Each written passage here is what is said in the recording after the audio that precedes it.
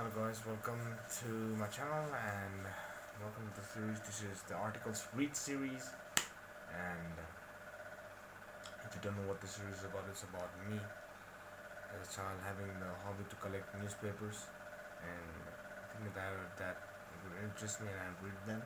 But now I'm reading it after 8 years, so and I'm happy that I can share this knowledge with you as well instead of me reading alone. Uh, and I'll also tell you whether this topic interests me right now or not, or whether um, I agree with these opinions of these articles. Or there's my iPhone. I think this mic works very well. Um, and that's it. My eyes are hurting. It's 12 o'clock right now in the midnight. My breath as well. Not very bad. So I participated in FPL. My first week has just been awful, and I don't know how to bounce back. That also is playing on my psyche, plus other things like relationship wise, everything playing on my psyche as well. So here it goes. Here's the article. Green weddings around the world. A five-star catering company, air conditioning tent, and designer dress offer its own beauty. It's true, but there is a different kind of beauty to be found in an eco-friendly wedding. Not only will a wedding stripped of energy sucking ornaments focus the attention more on the love struck couple, it's also far less expensive.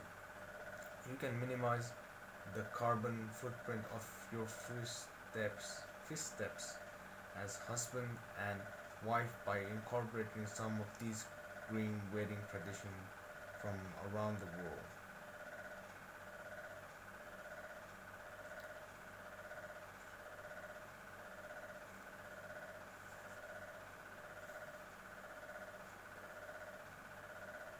The Jewish wedding. In a Jewish wedding, the couple stands under a marriage canopy or a chuppah to receive blessings and exchange the ring. This portion of the wedding is held outside under the stars at sundown, but it can be even more eco-friendly if you build your own chuppah out of tails and branches. Italian wedding. The amount of time and, more importantly, gas spent on driving from store to store, returning unwanted gifts from can be astronomical, so much so that many married couples are guilty of creating a monument of their unopened wedding gifts in the garage, which is never touched. Italians avoid this problem by just being honest. What do the bride and groom really need? Cash. And that's exactly what they get. Instead of bringing gifts at the ceremony, a white bag called La Borsa is passed around in which guests can drop their desired amount of cash. Swedish wedding. All the makeup and hairspray in the world wouldn't detract from the smell of a Swedish bride. That's because in Sweden it is customary that the bride carry a bouquet of odorous weeds. That's right, the stuff you were already going to plow away in your garden serves as an ornament. Why? To ward off trolls, of course. At least this is the Swedish superstition. Lucky for the bride, it's favorite pastime of the groomsmen to try and knock the bouquet off. Spain. Certainly the Spanish enjoy receiving massive packages from their online shopping adventures as much as the next person.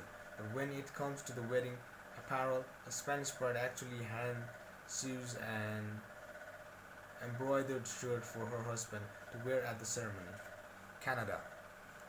At a traditional Canadian wedding, rather than bringing gifts, the guests from two lines and pay form. Okay, the guests form two lines and pay $1 or more for each kiss they receive from the bride or groom, and another substitute for toasters and candlesticks.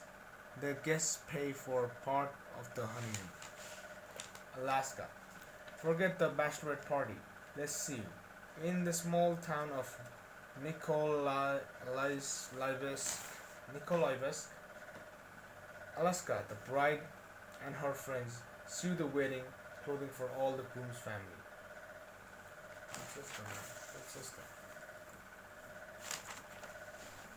Indonesia. Indonesia must be more selective when choosing their wedding guests, or else they have a long walk ahead of them. In rural parts of Indonesia, rather than sending out wedding invitations, the family members of the bride and groom pay visits to each guest they'd like to invite. China. The Chinese don't abide by the idea that it's bad luck to see the bride before the altar. But in giving up the mystery, they gain some green points. The bride and groom go in one car to the ceremony. Buddhist tradition.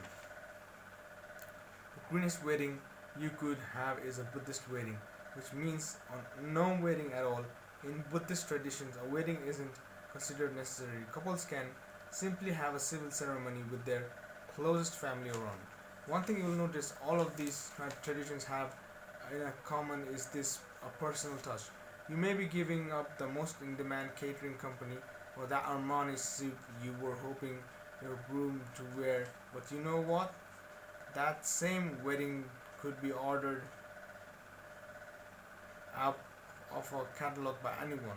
By incorporating some of these green traditions from around the world, you add a personal touch to your wedding that no one else can ever recreate.